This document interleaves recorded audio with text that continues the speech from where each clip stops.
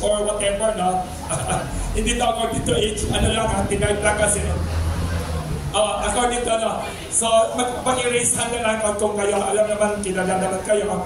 We have, of course, Gabriela Women's Party List, Congresswoman Arlene Rosas. Bumabata, every time she comes here, bumabata, sabi ko, sasabihin natin sikreto. And of course, the ageless and very dynamic, fearless Miss Teresita Ansi. Flowers for Lola's Coalition. Mga coalition ng mga NGOs helping comfort women. Sabi ni Miss Tessie Ansi, tapos ang susunod, Miss Sharon Cabusal Silva. She is the director of Lila Pilipina, NGO helping Filipina comfort women. Nag-research din dyan sila Miss Sanya Lopez and other people from GMA7 before they started producing and shooting Pulang Araw. Kaya very authentic ang GMA7 TV series, partly because of the interview nila. Then we have Attorney Virginia Laksa Suarez. Si Attorney Virginia Suarez, Chairperson of Kaisaka and Legal Counsel of the Malaya Lolas Comfort Women Victims of Pampanga. And sikat din siya, siya yung abogado na nagpanalo sa case ni Jennifer Laude. The first time in world history, a US soldier was jailed and lost a case dahil tulong ni Attorney Virgie Suarez. Then we have, of course, si Attorney Dennis Gorecho nandyan. Inintay si Miss Ashley. And of course, the most important actress, I think one of the most important actresses in the Philippines today, and very multi-talented and very popular na ngayon. Even though she's still very young, she's very talented. Miss Sanya Lopez. Welcome. And very pretty also, GMA actress acting the role of World War II comfort woman victim. Ang pangalan ng biktima, Teresita Borromeo. And then later on, si Miss Ashley Ortega nandiyan lang sa tabi will be coming, we will properly introduce her. Now we'd like to invite all the panelists here on sa table to give an opening statement each. After everyone gives their opening statement, we will open the floor for media questions. Thank you to all the media for coming here. Kayo din fearless. Di kayo takot sa bagyo. Yung kape, paki-serve lang please. Brewed coffee yan Yes. Yes. And also before we start pala, I'd like to make a special acknowledgement of Mr. Eduardo Cobang Kiakin na tayo dyan sa kaliwa. Nakasalamin, he's supporting this press conference of Pandesal Forum. Produkto niya is S-Light. Doon na tayo. One of the reasons bakit tayo mga actress natin dito. We'll start by inviting opening statement of the different panelists. Congresswoman Arlene Rosas for Gabriela Party List, Women's Party List. Opening statement, welcome. Yes. Hello, good morning, magandang umaga po sa inyong lahat. Ako po si Representative Arlene Rosas ng Gabriela Women's Party. Kami po ay matagal nang sumusuporta sa Flowers for Lola's campaign. Ito po yung issue ng mga lola natin na naging biktima noong World War II ng atrocities noong war occupation. So, marami na po kaming pinagsamahan mula din sa nawawalang statwa hanggang ang dami po na ginawa natin, rallies and campaigns. So we would like to acknowledge pala the arrival of our second actress, Miss Ashley Ortega. She is welcome. Ang role niya sa Pulang Araw, siya yung World War II comfort woman victim na Catholic na. Ang pangalan, Sister Manuela Apolonia. Let's continue. Si Attorney Dennis Gorecho nasa right side. Siya yung very dynamic campaigner also for Flowers for Lolas and who helped arrange this press conference. Let's continue. Sorry, Congresswoman Arlene Rosas of Gabriela. It's okay, thank you. Yun lang po, no, sa calling for justice for our lolas, no, na naging biktima ng atrocities ng war of aggression ng Japan. So, hanggang ngayon po, humingi pa rin ng hustisya, hanggang ngayon ay kailangan po natin bigyan ng siguro pagpapahalaga sa historical o yung kasaysayan talaga natin, ano ang nangyari noong nakaraan. And I hope maraming mga kabataan ang manood at makinig kaugnay dito, lalo na itong napakahalagang press conference na ito kasi marami po tayong matututunan dito. Yun po, magandang umaga sa inyo lahat. Thank you very much again, Congresswoman Arlene Rosas of Gabriela Women's Party List. May nanonood din sa atin, Facebook Live, also Zoom. Thank you to everyone. Paki-ready mga tanong ninyo, you could text it or message it. Next, to give an opening statement, Ms. Teresita Angsi, representing Flowers for Lolas Coalition of NGOs and activists supporting comfort women, victims, and the cause. Okay, para sa mga unang nag-attend ng press con ng Flowers for Lolas, briefly lang introduce ko na nabuo ang Flowers for Lolas campaign nung tinanggal stealthily, sikretong tinanggal ng gobyerno natin yung statwa na yan na nasa Rojas Boulevard, no? 2018. Pasalamat tayo, inalis nila, nabuo kami. We form Gabriela, Lila, Malaya, nabuo yung buong grupo, no? Kasama namin ang Center Law, yung Women's Health, maraming mga advocates, nabuo yung Flowers, like 1 million flowers, no? Gusto namin malaman ng sambayan ng Pilipino kung ano ang ginagawa ng ating gobyerno, hindi lang sa ayaw nilang kilalanin na meron tayong mga lolas. The youngest now is 93. Isa-isa na silang nalalagas, pero wala pang justice na ibinibigay ng ating pamahalaan sa kanila. Sabi ni noon, DFA Secretary, tinanggal yung statwa na yan. Sabi niya, tapos na yan, 1945 pa binigay ang reparations. Sabi ko, sinasayang na yung mga intelligence fund ninyo, wala kayong intelligence kami everything, no? Kaya kami, nung nabuo kami, umikot kami sa mga paaralan, sa mga NGOs, mga media forums like this, and we like your support, no? Na sana ipagpatuloy natin hanggang magkaroon ng justice, no? Mamaya si Atty. Vergie, explain niya sa kanya, sayang, meron na tayong UN CEDAW resolution, pero hindi tinutukan ng ating Pangulo. At isa pa, napaka-timely ng press con today. Kasi bukas, no, kontaktihin ninyo, sumama kayo at mag-rally dahil i-commemorate nila yung Kamikaze Shrine.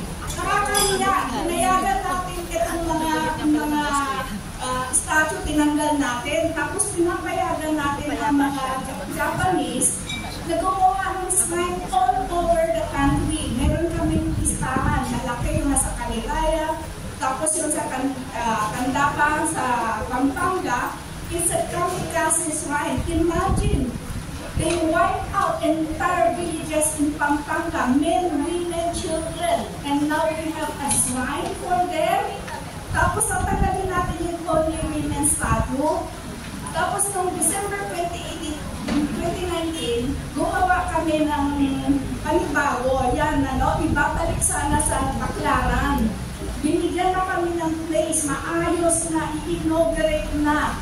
Ninakaw naman. Hanggang ngayon, the missing Desparecidos ang aming Lola statue. Hindi pa namin malaman kung nasaan. Kaya ang grupo, siguro, kung maaari lang, we will put up another statue very soon, Pero gusto namin talaga, yung mga shrine, lalo na yung Kamikaze Shrine, yung dapat tanggalin yan. Hindi dapat nasa gitna natin yan. We can always forgive, but we should not forget history. Maraming salamat. Maraming salamat, Miss Teresita Angsi. Flowers for Lola's Coalition.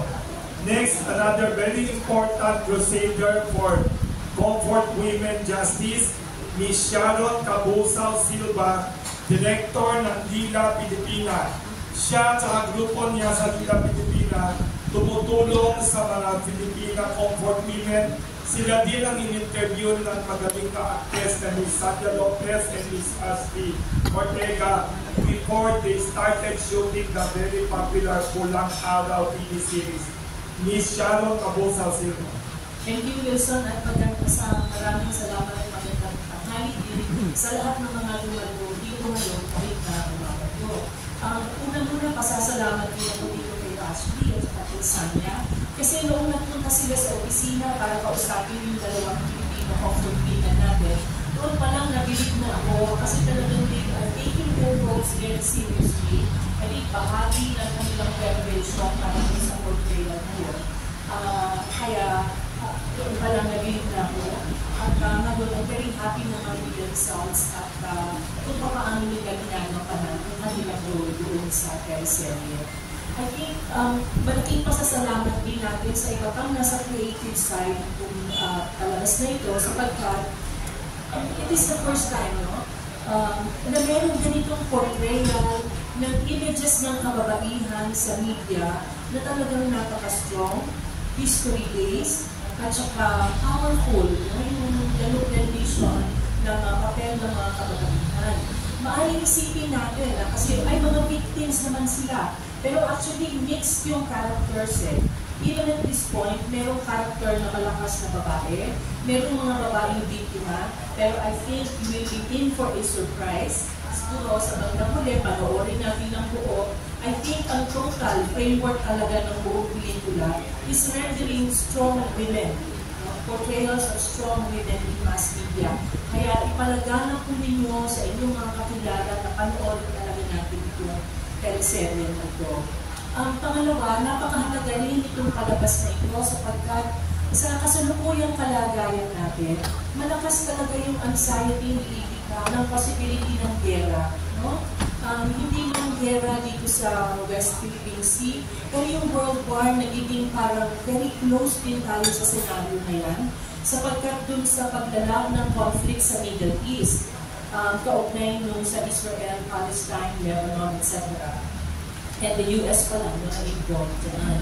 So I think isang mahalagang paraan din ng pagtuturo sa ating mga kabataan na ninenervyos sa pangyayari nito o sa balitang ito, sa possibility ng gera, na mayroong paraan para tayo ay kumilos at tutulan at labanan yung ganyang posibilidad.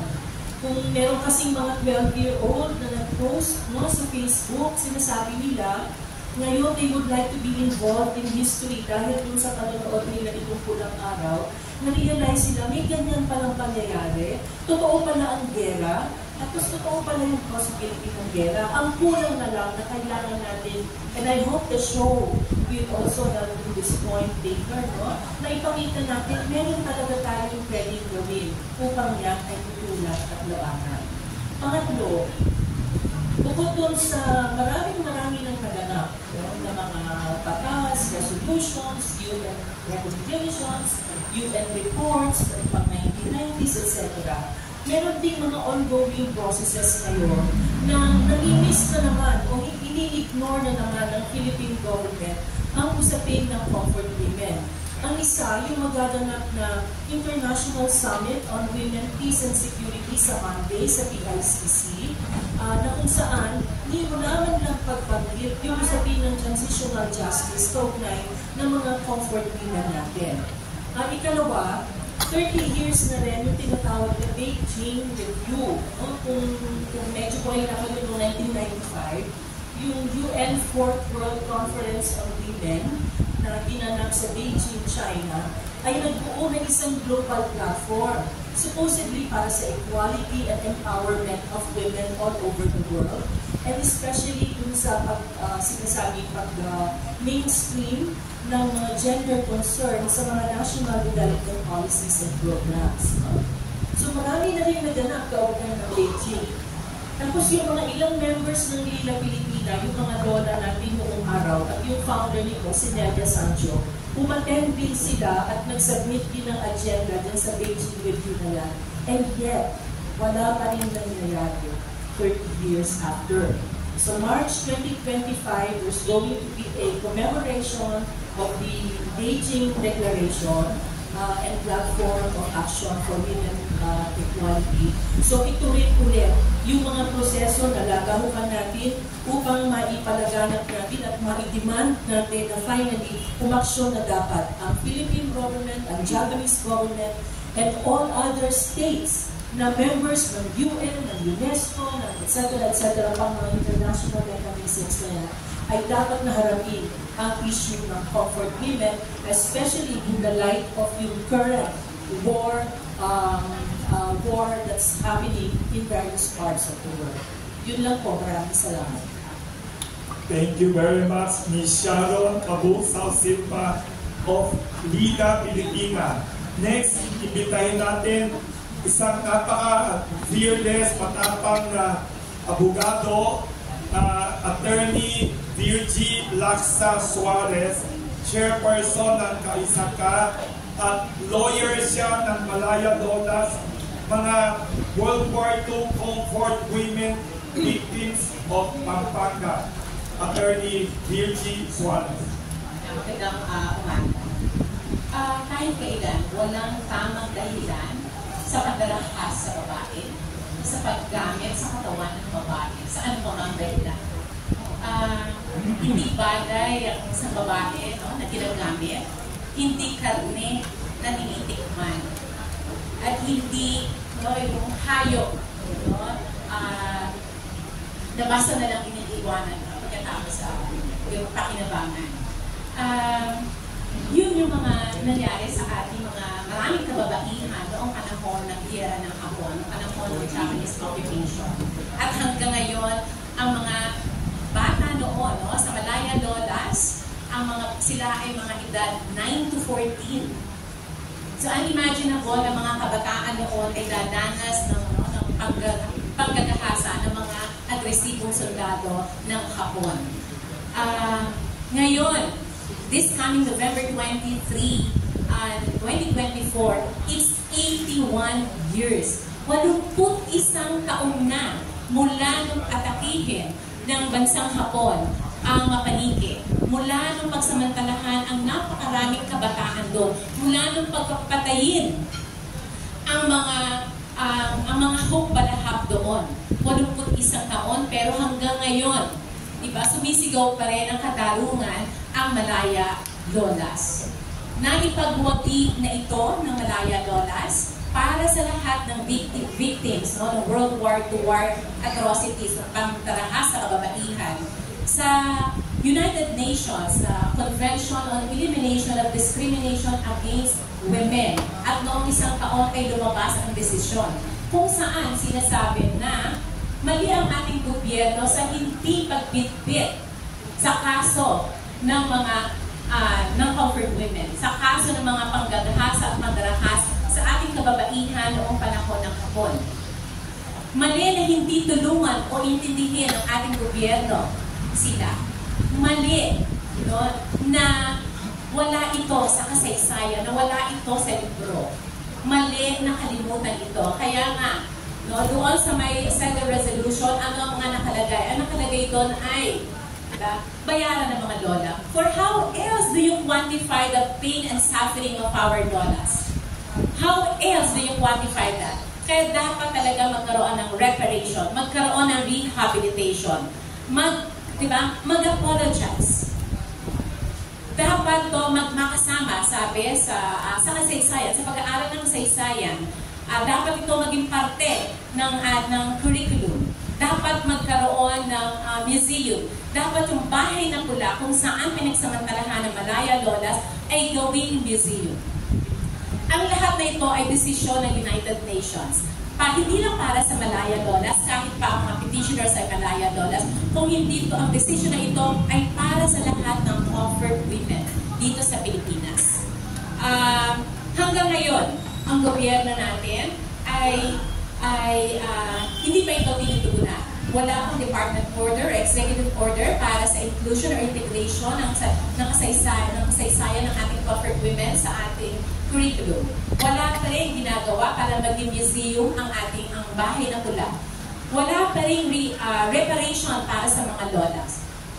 Bagamat nagkaroon ng Senate Committee hearing dito, sana naman bilisan ng gobyerno dahil mula sa 78 miyembro ng Malaya Lolas, 18 na lang sila. Kasama ang Gila Pilipinas, pati ang Lola Campaneras, 25 na lamang ang ating mga lola.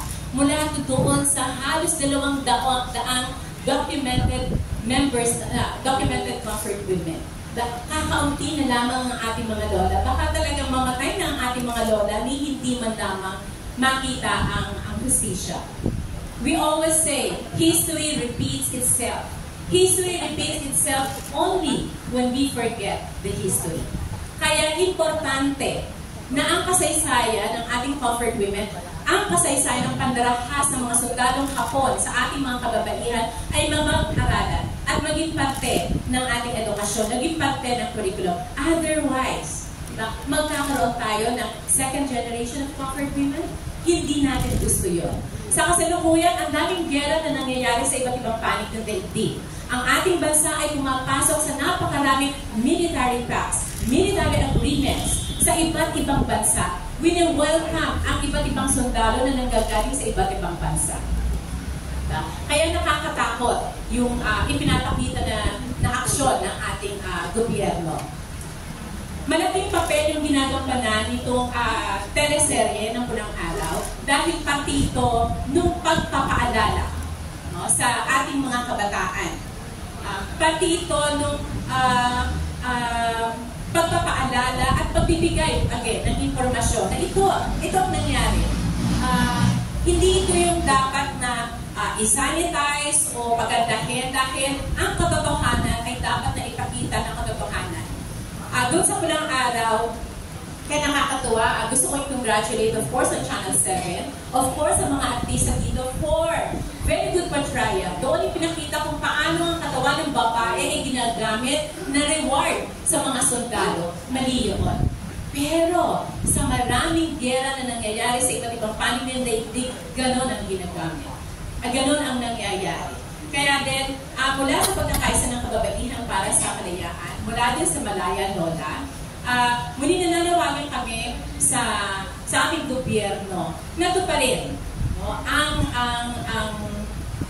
i-execute, i-implement ang resolution ng United Nations Convention on Elimination of Discrimination Against Women. Bigyan hustisya ang ating mga comfort women. Nakakagalit na wala nang hustisya mula sa Hapon. Pero nakakagalit din na sa sarili mong estado, na sa sarili mong gobyerno ay wala kang hustisya. Sa Channel 7, sana mas marami pang teleserye na magpapakita ng kasaysayan ng Pilipinas dahil yun ang kailangan natin ngayon. Diba? Kailangan malaman ng ating mga kabataan, nalaman ng ating mamamayan ang kasaysayan natin para matuto tayo mula sa kasaysayan natin at yung mga pangit ngayon ay hindi na maulit. Magandang umaga sa ating lahat. Thank you very much, Attorney Virgie Laksa Suarez. Next, we'd like to invite, in-acknowledge ko si Attorney Dennis, pero mamaya na siya magsasalita sa mga tanong. Next, we'd like to invite, of course, the very talented and beautiful and very effective actress ng GMA7 sa World War II Comfort Woman victim role niya bilang Teresita Borromeo sa Pulang Araw, Miss Sandra Lopez. Hello po. Magandang umaga po sa inyong lahat. Unang po sa lahat ay syempre po tinagagalak ko na makita kayo dito sa kabila ng masamang panahon ay magkakasama po tayo. At pinagagala ko rin po na nandito ako at maging bahagi po ng Flowers for Lolas natin sa forum na ito at sa iba pong mga organizations for comfort women. Napakabigat po ano. I mean, kanina po sumasakit yung bata ko kakakontrol ng nararamdaman ko. Siguro, artista lang naman po ako, sa totoo lang po. Pero ramdam ko yung mga pinaglalaban ng mga kababaihan natin. Naiyak ako, ano ba yan? Kato na lang. Pero sa totoo lang po, ganito rin po yung naramdaman ko nung una po silang nakasama. At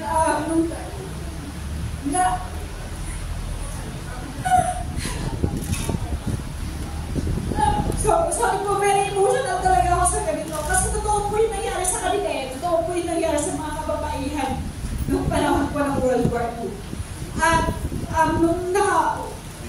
yun nga po, naimbitahan po kasi ako na magpunta po sa Dila Filipina organization po para sa mga comfort women. At nakakalungkot po na dalawa na lang po ang nagkaras nila doon.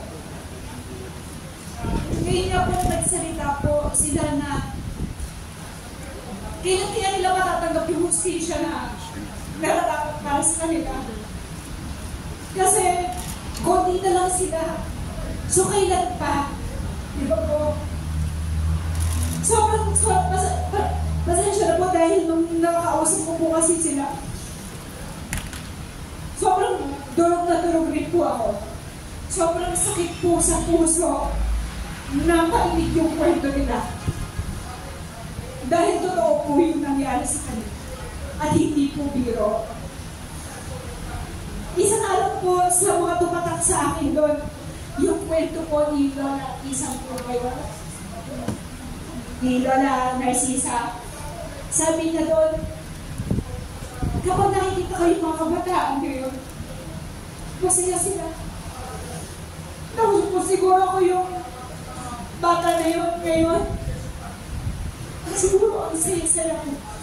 So, doon pa lang po, yung ko na-realize, sobrang swerte pa lang ay relasyon natin ngayon. Na hindi natin naranasan. Yung naranasan nila nung panahon ng hapon. Napakapalad po talaga sobrang natin. Kaya, sabi ko, nung ginawa ko po itong Teresita, dito po sa Pulang Araw, mas na-appreciate ko po at ginawa ko po inspirasyon yung mga nangyari po sa kanila para mas galingan at pagbutihan ko po at magbigyan ng kredibilidad yung pagganap ko po dito bilang sa Teresita. Kaya po sa mga lola po natin na nakipaglaban, nakipagsapalan na pinaglaban yung sarili nila bilang kababaihan, saludo po ako sa inyo. Saludo po ako sa katatagan ninyo. Kaya, ito pong show ng Pulang Araw. Asahan niyo po na isa to sa magiging boses ng ating mga comfort women. Istorya po nila ito, kaya po sana ay suportahan po natin. At sana po ito pong istorya ng Pulang Araw ay makatulong para makatulong sa kanila ipinaglalaban. At kayo po ang inspirasyon namin, lalo na po ng mga kababaihan ngayon at sa mga susunod pang henerasyon. Mabuhay po ang mga comfort women. Pasensya na po. Maraming salamat kay Miss Sania Lopez, ang very talented actress ng GMA7 Pulang Araw. Thank you very much for your very touching opening statement. Maraming salamat. Next, imbitahin natin another actress of Pulang Araw, GMA7, also doing a very difficult role. Ang role ni Miss Ashley Ortega, isang madre, katolikong madre, na naging biktima ng comfort women tragedy. Sister Manuela Apolonia ang role niya. Let us welcome Miss Ashley Ortega for opening statement niya. Hello po, magandang umaga po sa inyong lahat. Maraming salamat po for your presence. And thank you so much also, Flowers for Lola's campaign, for inviting me here. Napakabigat na sinabi ni Miss Sanya, pero I want to make it light kasi ayoko na rin umiyak. Pero siguro gusto ko lang i-share yung brighter side na nangyayari mo. Siyempre, bilang pagganap ng isang comfort women, talagang mabigat. And when I found out na yung role na gagawin ko, noong kinabahan talaga ako. Kasi, magiging honest po ako, hindi pa ako masyadong aware sa lahat na nangyari sa mga comfort women. But then, I'm really grateful na I did some research about it, na-meet ko yung mga lolas, and talagang, I was heartbroken. Tama yung sinabi natin sa kanya, lahat kami nag-iiyakan sa room na yun. May mga kasama kami press, kasama namin yung ibang creatives, pati sila naiyak, hindi lang kami mga artistang gaganap ng role nila. So now that yung ko lang araw ay pinapakita yung story ng comfort women, and nakikita ko yung mga comments, mga feedbacks, mga reviews ng mga netizens natin. And they're aware of what's going on now. Ngayon lang nila nalalaman na ganito pa lang nangyari during World War II. And yun yung gusto namin iparating. Kasi nga bilang isa din ako sa mga taong hindi pa completely aware sa pinagdaanan nila. So now, I am happy na yung mga students siguro nalalaman nila kung anong nangyayari. And I think it's about time na, isa-isa namin yung storya ng mga comfort women. Para hindi ulit maulit yung nangyari noon. At para mabigyan ng hustisya yung mga comfort women natin, tulad ng mga pinaglalaban ng ating mga magagandang binibini dito, yung mga iba ay hindi pa nakakatanggap ng hustisya. And yun siguro yung pinakamasakit na pwedeng maramdaman nila. Kasi kami bilang mga comfort women, alam mo yung parang naranasan rin namin yung nangyari sa kanila. Yung mga eksenang mabibigat talaga na iniisip ko every after scene na grabe nangyari talaga ito, hindi lang pala totoo sa inyo. So one more pa kayo yung diba, yung mga totoong comfort women na talaga pinagdaanan nila yun. So, masakit talaga sa puso. So now, I'm really happy na nagiging voice ako lang araw. Nagiging aware ang mga kabataan natin ngayon sa mga nangyari. Hindi lang tungkol sa comfort women's story, pero yung mga nangyari talaga ng gera. Napakaraming Pilipinong nagsakripisyo o lumaban para sa freedom na ine-enjoy natin ngayon.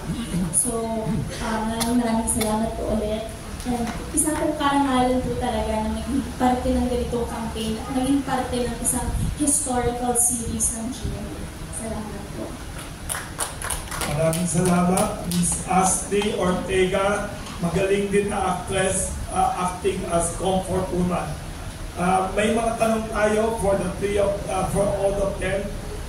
Tama sinabi nila na all the women here, hindi lang yung dalawang talented actress ng GMA 7, all of them are courageous. You can ask questions. Yes. Pakibigay yung microphone, please state your name. Good morning. I'm Celerina Monte from NHK Japan TV. I would like to congratulate Walang Araw at Eunice Ortega and Miss Lopez. Actually, my 10-year-old daughter is watching your teleserye kasi raw natututo siya sa history. That's what she told me.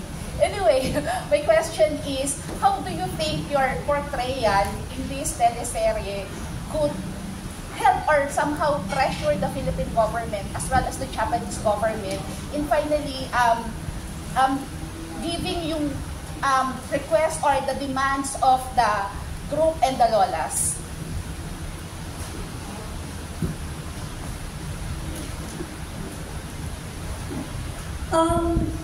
Tulad nga po ng sinabi ni Atty. kanina, ilang years na natin pinaglalaban ko para mabigyan ng hustisya ang ating mga comfort women.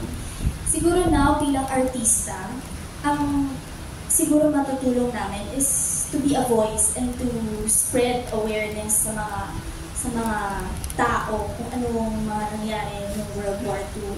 So I think that's what yun pa yung gagawin ko, is to continue to be a voice to people. Kasi syempre, hindi ko naman po kaya lumapit sa gobyerno. But it's nice to share stories about these people na talagang naging matapang na Pilipino during World War II. So I think that's what I'm gonna do, to be a voice at ipatuloy itong storyang to para malaman ng mga tao at na-realize nila na dapat bigyan ng hustisya. Kasi bilang artista at ginampanan ko ang isang role ng comfort women, sinabi ko talaga sa sarili ko na I will do my job, I will do my responsibility to give justice to my role at para ipakita rin sa mga tao na ito ang nangyari. So, iyon po. Pero sana marinig po ng gobyerno. Hello, ayan. Opo, sa akin naman po, siguro po, ngayon po kasi based po sa mga nare-receive kong comments and feedback ng mga tao about po sa show, feeling ko may impact na rin po at nakakarating na rin po sa ating gobyerno ito. So, lalo na nga po yung nabanggit niyo po na yung 10 years old yung anak, ay nakakapanood po ng pulang araw na hindi niyo po hinayaan niyo po siya na maging open, maging aware sa mga nangyayari ng panahon na yun. Medyo mahirap po at mabigat po ito, medyo sensitive po kasi. Pero ngayon po kasi, yun rin po yung sinabi ko sa ibang mga interviews na ang kagandahan ngayon, hindi lang nababasa natin sa libro. Iba pa rin yung nababasa natin sa libro compared sa napapanood natin, visual na. So ngayon, mas nagiging aware na yung mga tao at naniniwala po ako na kung ano man yung hustisya na nararapat para sa ating comfort women ay matatanggap po nila. Dahil ngayon po ay mas nagkakaboses na tayo mga kababaihan, tulad nga po na sinabi ni attorney kanina, na ngayon ay nagiging matapang na tayo na ibahagi sa kanila kung ano talaga yung totoong nangyari ng World War II. Thank you po. Thank you very much. Yes. Please introduce yourself to the families. Ako po ang Nestor Cuartero po ng Manila Bulletin. Manila Bulletin and also... Wala pong sound. Okay. Medyo mahaba na po ang ating journey, no, ma'ams? Yung seeking justice for our lolas. 80 plus years na, no? Matagal na po yung journey, no? So, mabuti, I would like to congratulate the women, I mean the ladies here, for not giving up the fight to seek justice for our comfort women and their families, no? But in terms of, nabanggit po Attorney Suarez kanina about remuneration, no? If we are to quantify the amount that you are seeking para po mabigyan ng hustisya itong mga women natin ng araw, magkano po ang dangal? Magandang tanong yan.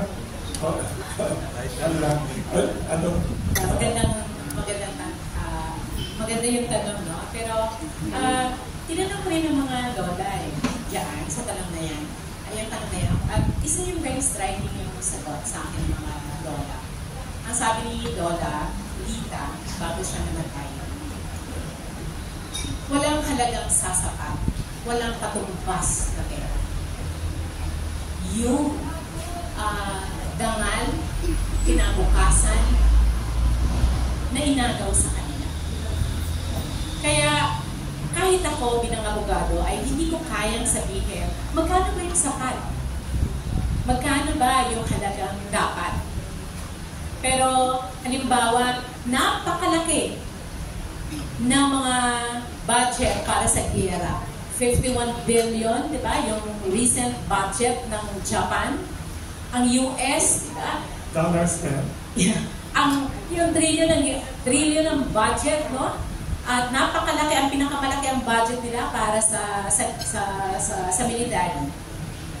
Sana itong mga budget na ito gamitin para sa, lalo na ng Japan, gamitin niya sa halip na magtayo ng mga missile plaza, ay gamitin para pagbayaran niya yung kasalanan niya ng World War II. Dahil yung kasalanan ng Japan, hindi lang yan sa Pilipinas, sa buong mundo. Napakarami nating comfort women sa buong mundo. Maraming salamat. Salamat po. Thank you very much sa sagot.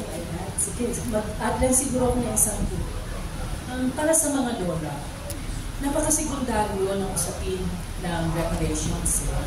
Ang unang-una talagang usapin para sa kanila ay yung formal public apology from the Japanese government, on which doon pwedeng tumugon ang ano bang usapin kaugnay ng reparations. Kasi without yung apology na yun, hindi talaga magiging makabuluhan. Kahit na malaki pa yung amount na ibigay ng Japanese government, which they are unlikely naman na gagawin ito. Second, sa bahagi ng Pilipinas, we have been doing some research about this, no? Sa yung mga Lampeday properties. Okay. There are properties. Sige, si Arlene. Pakikwento, ano nangyari sa pulang, bahay na pula? Ang bahay na pula, siguro yung consideration dun sa research natin, no? Na Lampeday property sa actually, war reparation ito, no? Hindi ito pera per se, pero these are properties given, no, sa Pilipinas because of war reparation. So, ngayon, meron po yan, so far, yung alam po natin yung dalawa, no? Nasa apat, pero dalawa yata yung kinukonsider nila ngayon na ibenta, parang ganyan yung ano.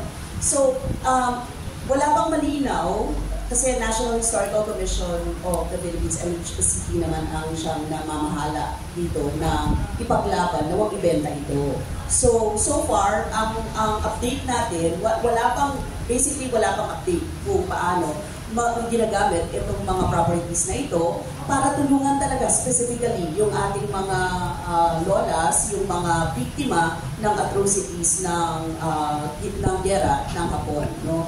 So, nandyan lang siya, hindi natin nagagamit. Tayo pa nga yung nagbabayad sa isang property, I believe, kasi parang natalo on issues ng ide-develop daw, and there was this developer who tried to develop it, pero hindi na pursue.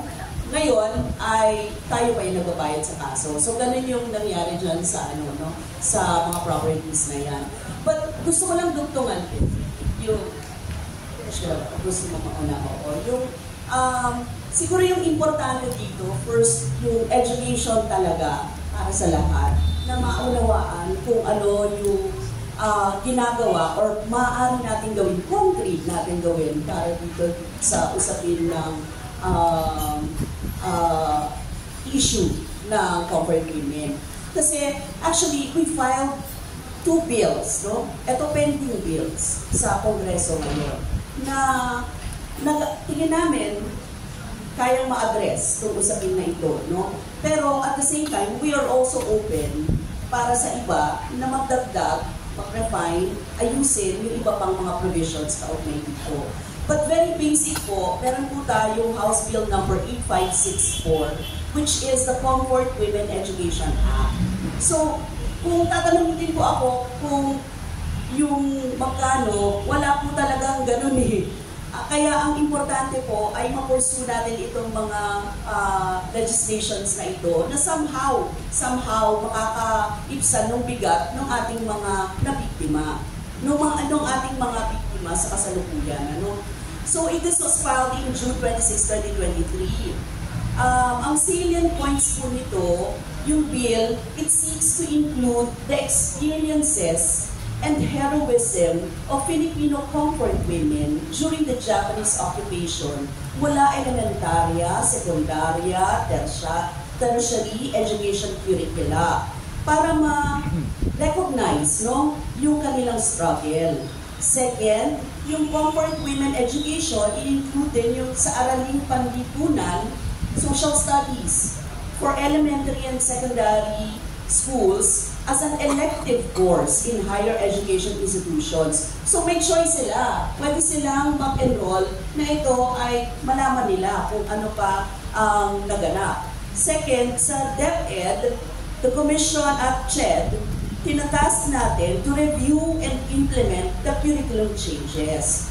And it seeks to recognize the suffering, sexual slavery, and heroic participation in the resistance by Filipino comfort women under Japanese occupation. Marami po kasing kwento yan kung paano sila lumaban. It notes the harrowing accounts of comfort women that have been neglected in Philippine history books and curricula, contributing to historical injustice. Kaya po yung mga bata, hindi nila alam ngayon ano yung naganap at ano ang nangyari at ano ang ipaglalaban, di ba? So, and last, it aims to bring voice and recognition to the courageous struggles of the conquered women who were victims of sexual slavery by the Japanese Imperial Army during World War II. Yan po yung mahalaga. Ma-recognize yan, ang mga kwento na yan. Kasi bakit tayo ngayon, kinikilala ng gobyerno yung reciprocal access agreement with Japan, hindi natin alam ano yung ginawa nung nakaraan, di ba? So dapat alam natin yun. Ang nakaka-ironic po doon is that in the past, how much we hated Japan because of what they did to us during the war. Ngayon po, baliktad na baliktad.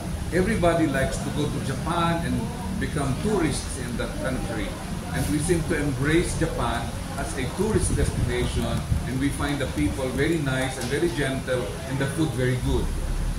That is why the importance po ng ating education. Kaya po yung House Bill, it's not only a House Bill, it's not just a paper. Ang gusto po natin talaga, ma-educate yung mga tao dito sa legislation na ito. And it is sitting in the Congress, hindi nagkakaroon ng pagtalakay. Kaya po kailangan talaga natin ipaunawa sa mamamayan, we should push for this. Kasi konkreto ang hinihiling natin dito. It aligns with the UN CEDAW recommendation for the Philippines to mainstream the history of Filipina victims, survivors of wartime sexual slavery in educational curricula.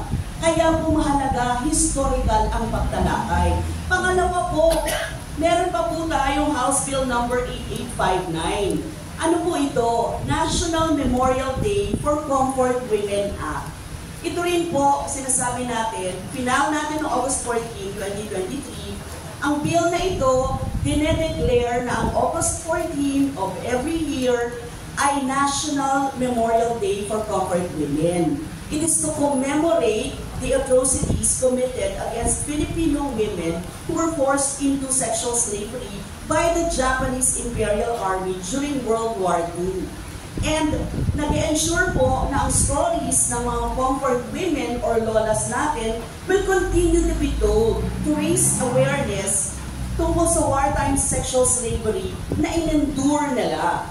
Tapos minamandate nito ang National Historical Commission of the Philippines in coordination with the Philippine Commission on Women, the PCW, and NHCP, Commission on Human Rights, ang CHR, at women NGOs, other organizations to raise public awareness at mag-facilitate po ng meaningful participation in observing the National Memorial Day.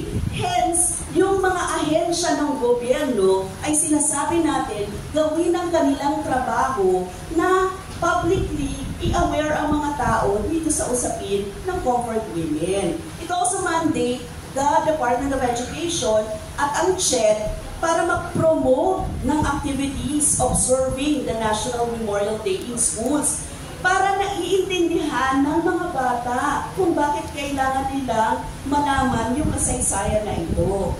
Encourage, and ito po, kaya po thankful tayo kay Sanya Lopez at kay Ashley, we would like to encourage the media outlets, ang mga artista, to highlight the stories and struggle for justice of Filipino comfort women.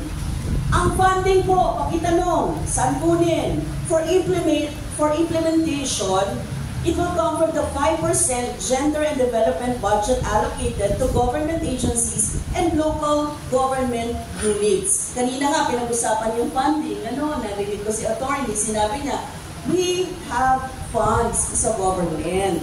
Nilalagay sa military. Bakit hindi mailagay natin dito? So, mayroon tayong mga pagkukunan just to educate our people. Lalo-lalo na yung mga kabataan yun. Napakahalaga nito. Dalawa pa lang po ito. And wini-welcome po natin kung meron pang marami pang mga bills, legislations regarding this na maipapasa, maipapile. What siguro i-ways forward na rin natin, ano? Kasi kung ito, sitting yung bill na ito sa Congress, abay, ipanawagan din natin, ano, sa Kongreso na magkaroon talaga ng hearing dito, pag-usapan ito, lalong-lalo na meron namang mga nagaganap ngayon sa atin, sa pulang araw na napapanood natin, pag-usapan natin ito sa Kongreso. Hindi lang po sa Kongreso, sa Senado din, ano? We should also compel the Senate to talk about this issue. Lalong-lalo na, ito ay issue ng mga kababaihan at bata. Maraming salamat po. Thank you. May pahabol na tanong dito. Microphone, pati abot lang, please. Sa akin na.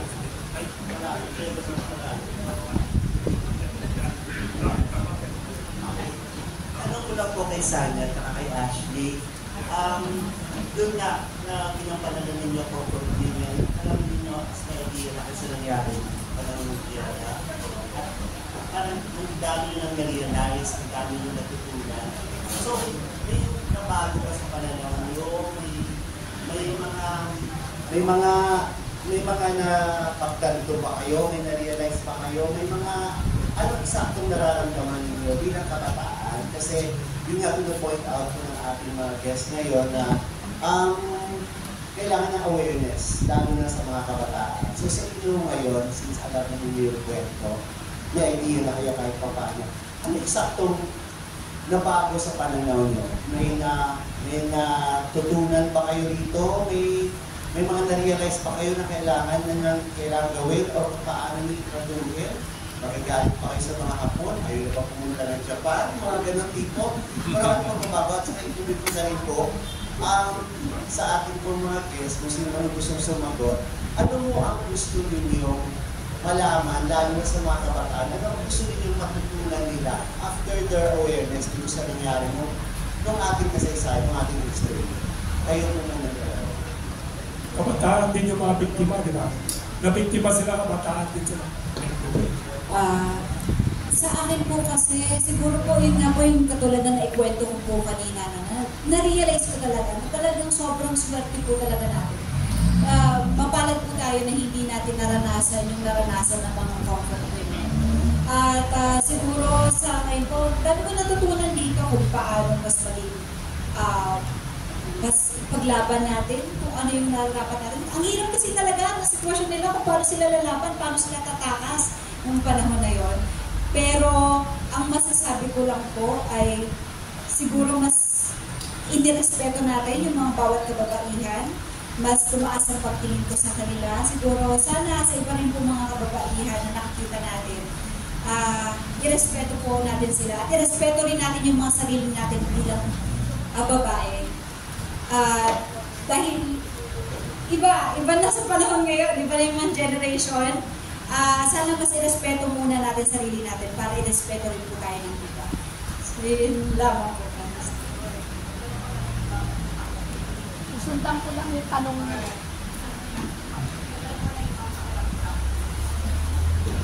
Ay, nagkaiba ako ng ibang feelings kahapon. Sa Japan. Sa totoo lang po, mahal ko po mahal ko naman po talaga ang ating mga comfort women po, ano. Pero, since medyo nadatalas nga po ako pag travel, ay sa Japan po ako. Walang galang na po. Masarap po kasi talaga yung pagkain nila. Pero, tsaka mababait rin naman po sila sa atin. Pero, yun po, sa totoo lang, hindi naman po ako nagagalit sa mga tao ngayon. Siguro po kung magagalit ako ng World War II, bakit nila ginawa yun? Pero ngayon po, nandun po yung sabi nga po, pwede tayo magpatawad pero hindi natin sila makakalimutan kung ano yung ginawa nila. Sana po ay maging aral lang to. Itong digmaan na nangyari, itong pananakot na naganap po noon, para maging aral po sa mga bagong henerasyon.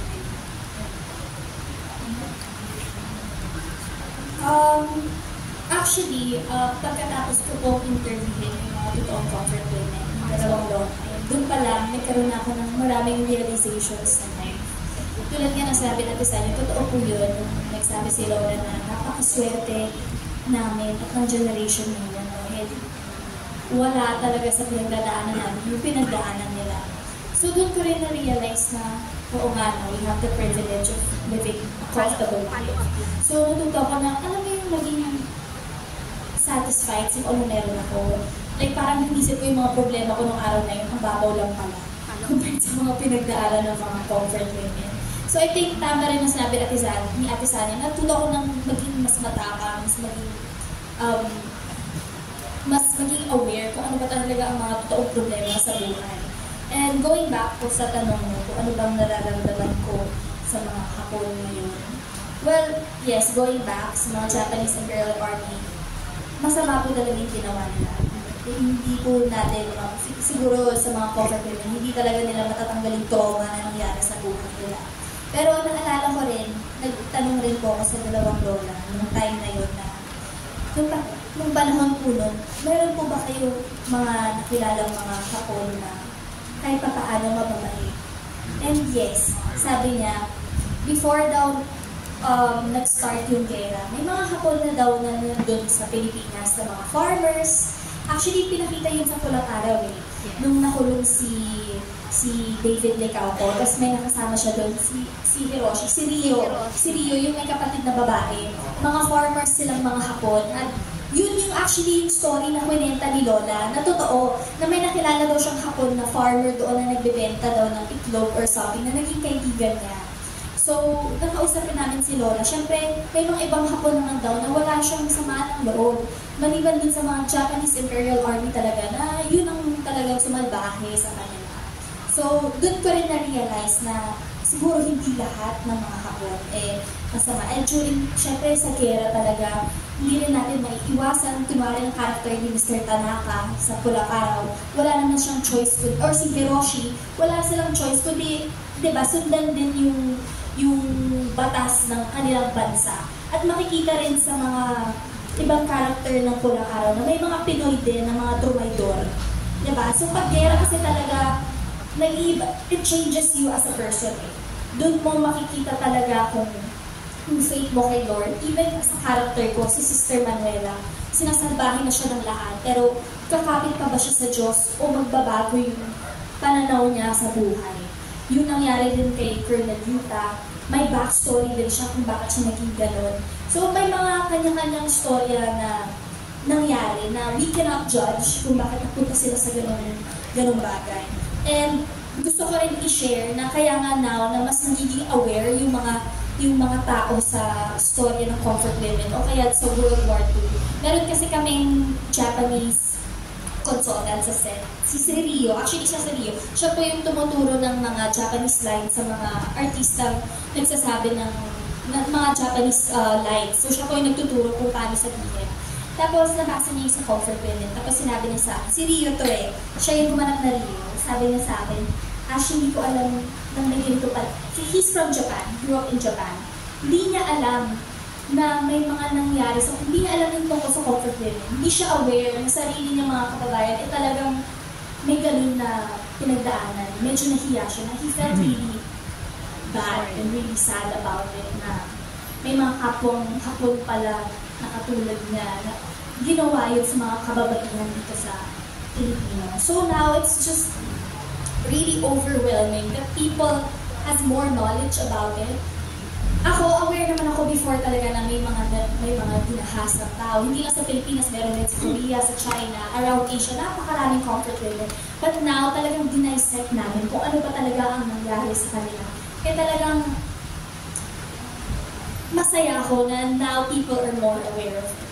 So, yes, yun lang po. Follow-up lang po dun sa Cathy Cruz po from Tuklasin Natin Lahat. Natutuwa ko kasi nailabas mo yung mga kasi ako nanonood ako hindi ako natutulog na hindi ko napapanood ang Pulang Araw. And tama yung aral na nakuha mo and lahat kasi ng characters niyo may aral na binibigay sa mga manonood. Especially yung nanay, tumatayong nanay, di ba? At ang gusto ko lang dito is, regardless kung ano yung nasyon, meron talaga mga traidor na Pilipino, traidor na Amerikano, traidor na Hapon. So, ang gusto ko lang po ipunto dito is, ano ang mensahe ninyong dalawa? Considering na hindi lang ito inaten nyo, kundi nagbukas ng kaisipan nyo to at kamalayan. Di lamang sa inyo dahil sa pulang araw, nagbukas dito ng kamalayan sa manonood. Ano yung mensahe ninyo unang-una sa gobyerno natin, sa mga opisyal ng pamahalaan natin, plus sa mga legislators natin dahil ngayon election ngayon. So lahat sila, nag-pretend na magagaling sila at mabubuting tao. At sa taong bayan, ano po yun? Yes, anong message nyo? Yes. Yung dalawa and then the others. Parang mas na-pressure po ako ngayon. Pero sa totoo lamang po, opo, sa gobyerno po natin ngayon, ang hirap po talaga sa totoo lamang salita about dito. Pero bilang isang babae po, siguro. Sana, ito po pulang araw ay, yun nga po, maging boses para mas malaman pa ng ibang mga kabataan itong nangyayari po talaga, totoong nangyayari sa mga comfort women na totoo. At sana po ay makuha po ng comfort women ang hustisya na hinahanap po. Sana dumating po yun sa atin. Pati na po yung paghingi po ng apologize ng Japanese sa ating mga comfort women. Dahil kumukonti na po sila. At naniniwala po ako na karapatan po nila. Ito po. Si Ash, panawagan mo sa gobyerno at sa kabataan, sa mga Pilipino. Siguro sa gobyerno po, I think this is not the first time naman na nagsasabi kami sa yung mga panawagin namin ito po sa comfort women. Kung wala silang gawin, wala kami magagawa. Pero siguro, I'm gonna focus on myself kung paano ako makakatulong bilang isang artista o kaya isang Pilipino. Kasi ayaw na lang naman din iasa pa sa ibang tao. And tulad nga ng pulang araw, isang malaking impact na to sa mga tao ngayon. Sa mga kabataan naman ngayon, now that you guys are aware of what happened during World War II sa comfort women. So I hope mas maging responsible tayo sa mga actions natin, sa mga behavior natin. Sana magkaroon din tayo ng mga realizations sa buhay tulad ng naranasan namin ni Ate Sanya, even si Miss Rochelle Pangilinan. Nagkaroon siya ng mga realizations sa life na iba talaga yung panahon noon sa ngayon. And of course, may mga struggles din tayo sa life ngayon na pinagdadaanan. Siguro hindi kasing bigat noon, kasi gera noon. Ngayon, we're so lucky and we're so privileged that we never experienced war. Pero, hindi pa rin natin ititimbang kung ano bang mas mabigat. Kasi, syempre, we all have our own struggles. Siguro, yung tapang lang na pinanghahawakan ko tulad sa kunento ng comfort women, pag may pinagdadaanan ako, iisip ko na lang na mas malala yung pinagdaanan nila noon. So, kaya ko yung pinagdadaanan ko ngayon. So, tinuruan din akong mas maging matapang. So, yung mga kabataan ngayon, sana mas maging matapang din kayo. So, yun po lang yung gusto kong message sa kanila. And of course, to continue to know more about our culture. Hindi lang sa comfort women, pero yung history ng bansa natin. Para lang aware tayo sa mga nangyayari at mabigyan natin ng attention yung mga bagay na hindi nabibigyan ng appreciation ng mga kabataan ngayon. Pwede pong pakisagot na rin ng mga panel. Yes, mag-officer si Ms. Elsie Angsi. Thank you, Sammy and Ashley. Mr. Sita Angsi. Yeah, subsudan ko yung sinabi nilang dalawa. First lesson natin, tell our government, say no to war.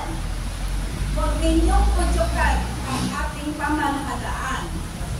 Huwag tayong magpapaudyok sa ibang mga foreign powers na makipag-gera. Hindi solusyon. Never is war a solution to anything. Kung merong lesson na binibigay yung pulang araw, ang Flowers for Lola's campaign, hindi natin pwedeng iparanas sa ating mga kabataan ang karanasan noong World War II. So pangalawa, ano hinihingi natin sa ating gobyerno?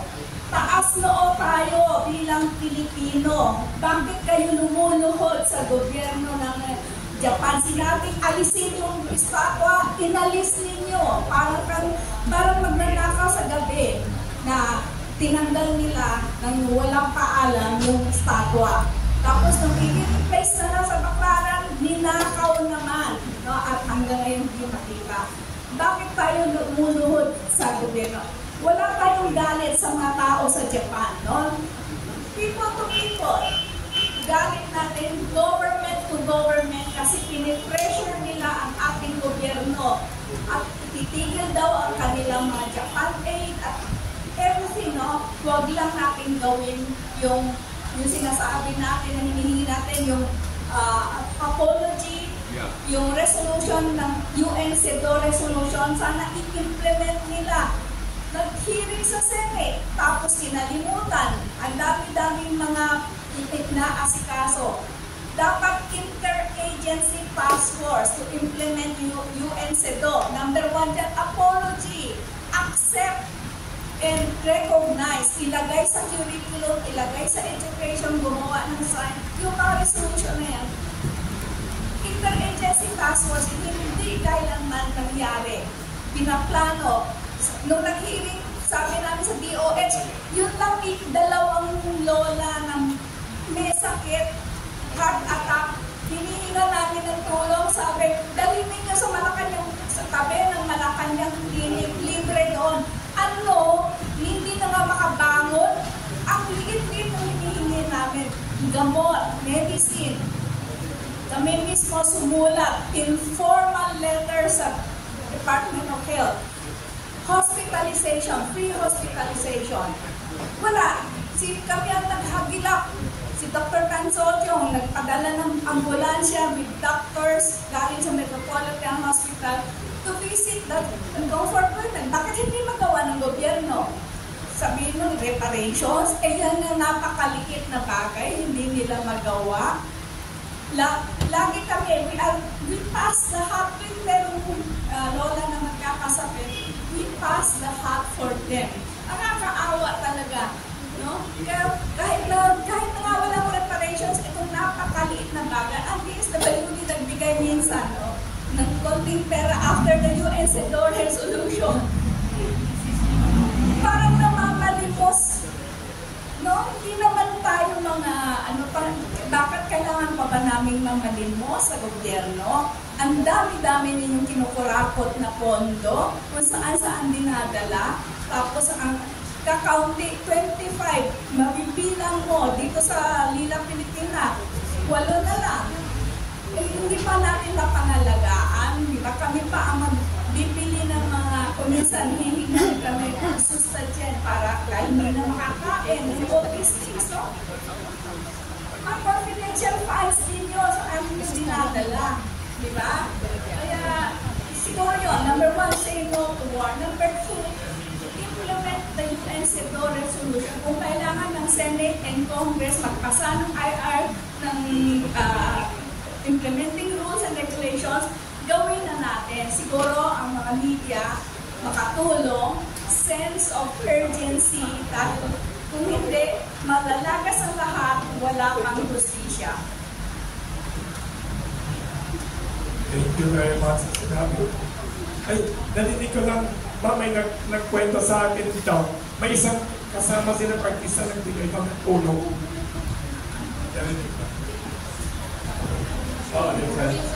Yes. Morning po. Editor ng Bulgar the Station. Mga ma'am, I don't want to sound negative or pessimistic about this issue. Pero real talk lang po. Kasi as Miss Sanya mentioned din naman a while ago, sabi nga niya, despite your effort to enlighten the minds of the people, na ito po yung nangyari sa ating pang-abuso sa ating mga lola. Sabi nga ni Sanya, mahirap pa rin, kumbaga, pwede natin patawarin pero kalimutan yung ginawa ng mga Japanese soldiers in 1945. Pero paano po sa tingin niyo po, paano po natin maipaglalaban yung inihingi natin justisya kung ang mga mismong tayo po, mga karamihan sa atin, ay tinatanggap pilit na mag-intro ang Japan, hindi naman po natin sila totally makondem. By, syempre, of course, the Japanese government will think na kailangan nyo rin naman kami. Paano po ibibigay yung apology na hinihingi natin kung pinapakita rin po natin sa kanila na welcome po sila po sa Pilipinas. At the same time, tayo rin naman po, excited po po marami sa atin na pumunta ng Japan.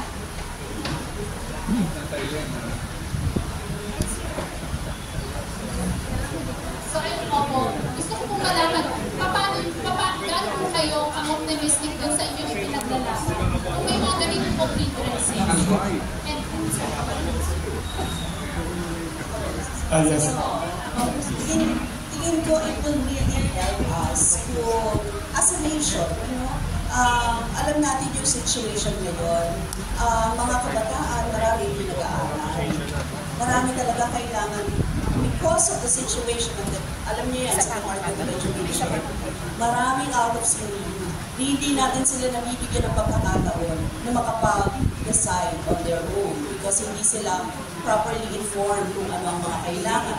Kahit ng mga nakaraan, may mga issue tayo, ang mga lumad schools, ang mga IB schools, pinapasara, binobomba ang mga lugar. No? Marami pong mga nakaraan na hindi talaga naging convenient para ang mga kabataan natin ay matuto sa kasaysayan. I think it would really help kung yun yung uunahin, no, ng gobyerno, paala o educate yung ating most of our Filipinos. Kasi paano mo sasabihin na hindi ko ito tinatangkilik kasi for these reasons, di ba? Kasi hindi ka naman nabigyan ng pagkakataon na maging mapaliwanag or ma-explain sa'yo bakit may mga ganito tayong kasaysayan at saan tayo magsisimula sa ganitong kasaysayan natin. So yung history nga natin, hindi natin maipatino sa ating mga kabataan. So very first talaga ang education dyan. Ngayon, malaki yung papel ng social media, ng films, ng pakikipagtalastasan, ng katulad nito ng mga pag-i-inform sa ating mga kababayan. I think dapat talaga magkaroon ng legislation kung saan sinusuportahan yung mga historical films, yung mga films on wars and occupation, para maintindihan natin saan tayo nanggagaling.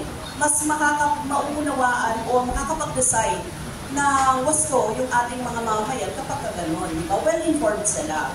Tapos, makakatulong ito sa pag-educate at labanan yung mga disinformation na nangyayari.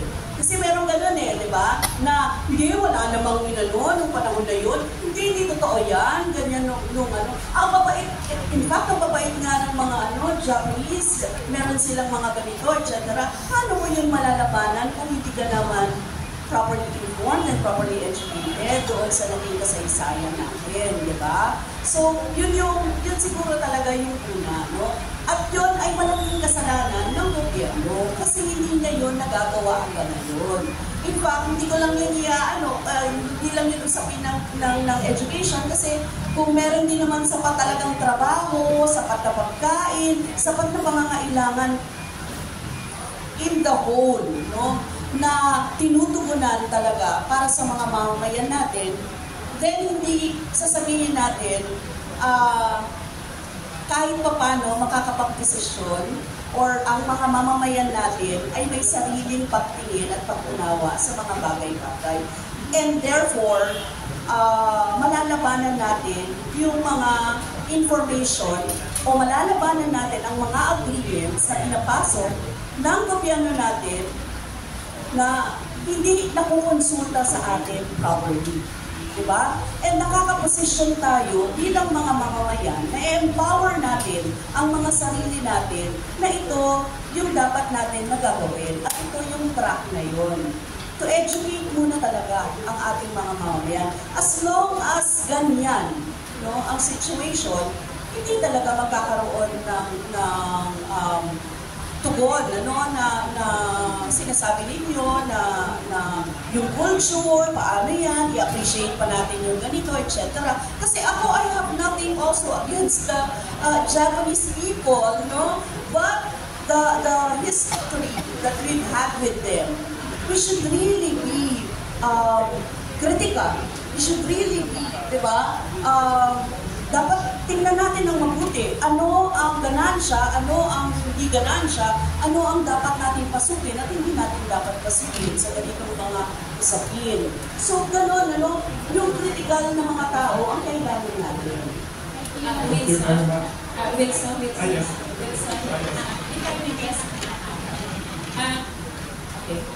Una, we encourage and promote people-to-people solidarity. Okay? Hindi tayo galit sa mga mamamayan. Lalo na yung mga mamamayan ngayon, no? Dahil hindi naman sila ang may kasalanan. Dapat nating maunawaan na yung nangyari sa comfort women, yung sex-slave system, pinairal ito, pinayagan ito ng gobyerno ng Hapon noong panahon na yun. Ito ay isang sistematiko, no, na ginawa ng gobyerno. Kaya ang sinisingil natin dito talaga ay ang gobyerno. Hindi natin, hindi tayo nag-create ng hatred, no, sa mga mamamayan. In fact, yun nga yung pinopromote natin, people-to-people solidarity.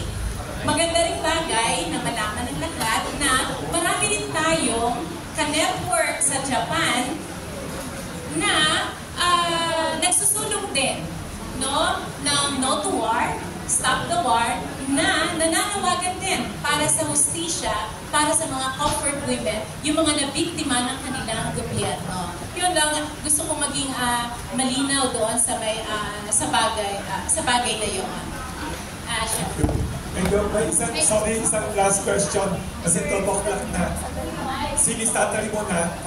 Isa lang muna para short question, short answer para. Kasi sobrang bigat ng topic natin, Mr. Wilson.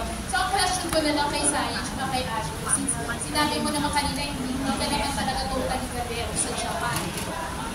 What if, sa pagpunta niyo sa Japan, ay may manligaw sa inyo na Japanese? Will you entertain?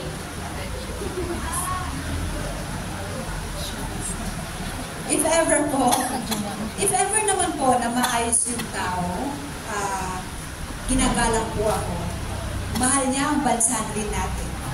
Wala namang pong problema.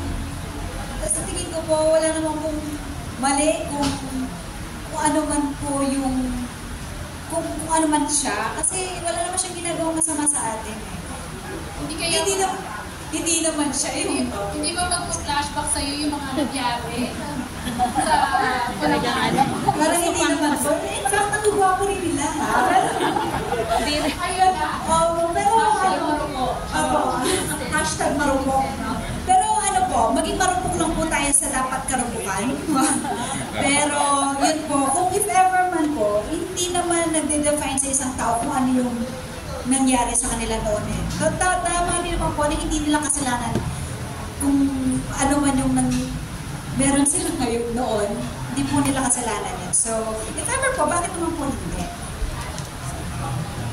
Ako po, siguro pag may parang Hiroshi, nakapwede. Char, joke lang. Gano'n din naman ang sinabi ni Ate Sanya. Siguro kung mabait rin siguro yung tao, marespeto, may values and morals sa life or similar to mine, then why not? Tulad nga rin ng sinabi ko kanina, yung mga nangyari noong panahon ng World War II, hindi rin naman natin pwedeng gamitin yun hanggang ngayon na maging burden sa atin, na cancel na yung mga Hapon sa atin ngayon. Yes, I am aware of what happened during World War II. But then again, tulad nga rin sa natutunan ko kay Lola, may mga nakilala na isa sa mga comfort women na nakilala rin naman siyang mga Hapon na mababait. So during pag-gera kasi hindi talaga natin alam kung anong mangyayari. So some people would change, di ba? Mag-iiba yung values nila. So now, I think ngayon that there's peace over Japan and Philippines. So siguro yun na lang sana i-maintain natin yung peace and equality na meron sa atin. Thank you. Sir Rose, na nag-birthday lang na sweet. Palomis. Actually, ako nagko talaga yung pulang araw, up to date. Siguro ma-add ko lang, hindi naman siguro natin talaga pwedeng i-generalize lahat ng bawat bansa. Kasi let's all face it, kahit naman sa Pilipino, may mga nasa conforme din naman, aminin na natin, kahit ngayon, nang may ginagawang hindi maganda. Kahit sa mga kababaihan o sa mga kapwa nila lalaki, di ba? So may gano'n. So parang feeling ko, hindi natin talaga natin pwedeng kahapon sa lahat. At lahat tayo siguro kami lahat na nakarating na sa Japan, no? Yung mga na-encounter ng mga Japanese. Totoo naman, napakabubuti nila. Iisipin ko nga ngayon, parang ano ba, natuto ba sila from what they did before sa mga Asian countries, di ba? Ay, ano lang, makarapang lang. Pero, wish ko na sana nga, makamit ng mga comfort women. Lalo na yung addition from the Japanese na Navy. Sana nga po, mangyari. And, ang question ko lang, medyo dilihit lang ako konti lang. Lighter lang. Anong feeling nyo as me and Tanya?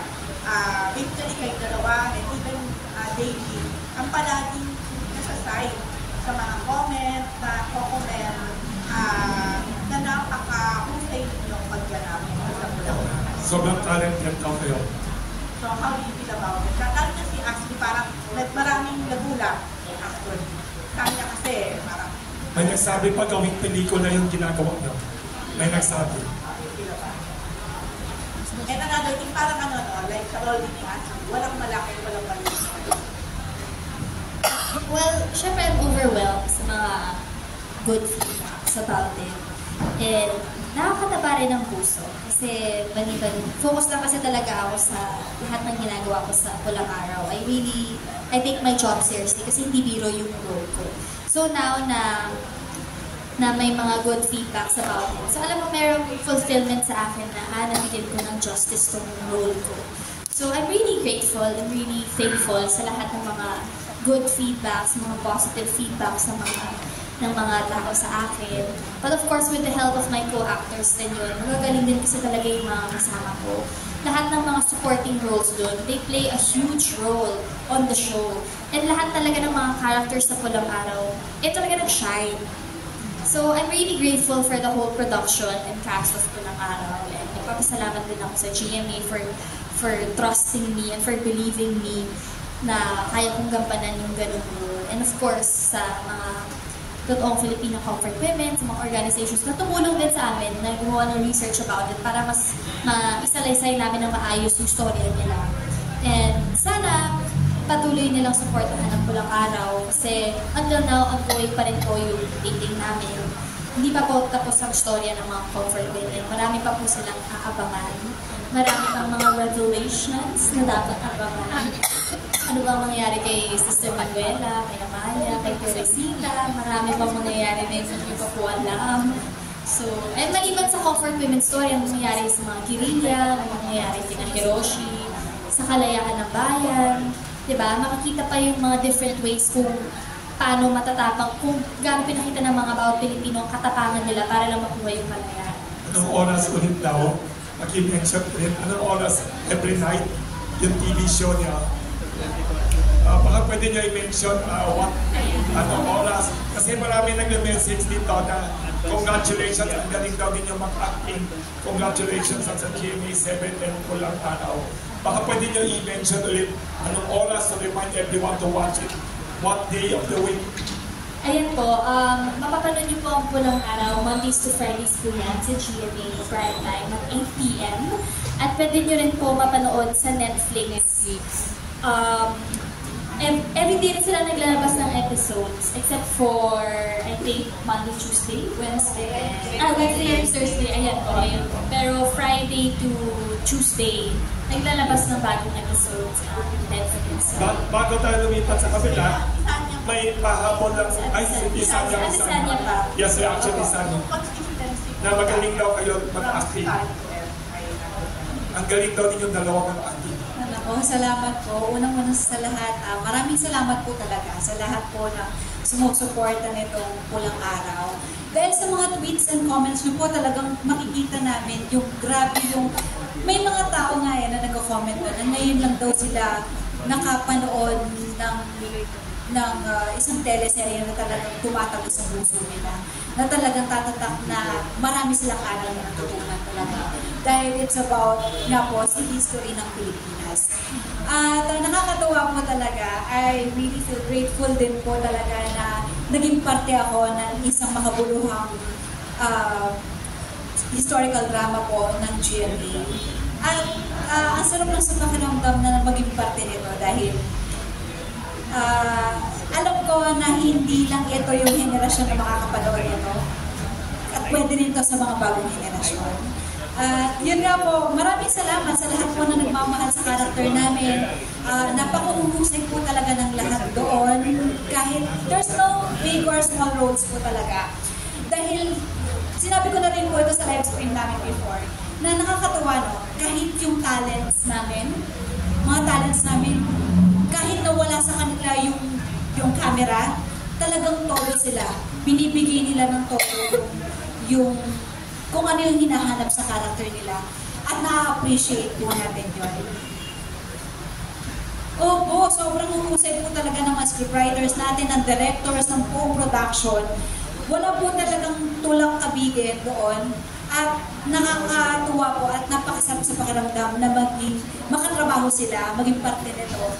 Siguro po yung mga magagandang nare-receive namin comments, bonus na lang po yun. Pero kung ano po yung ginagawa namin para sa show na to, hindi po talaga para sa amin, kundi para po sa mga comfort women na nakakapanood din po pala sa akin. Meron pong iba na hindi ko nga po alam kung ano po yung nararamdaman nila kapag napapanood nila yon. Pero ito lang po yung tanging magagawa namin para bigyan sila ng boses dito po sa bagay na dito. Naman nga kanya, kumusta yung naging rate fit yun din? Kasi hindi dahil tama mo ikaw, sa totoo lang po, yung eksena po na yun, bago po namin gawin.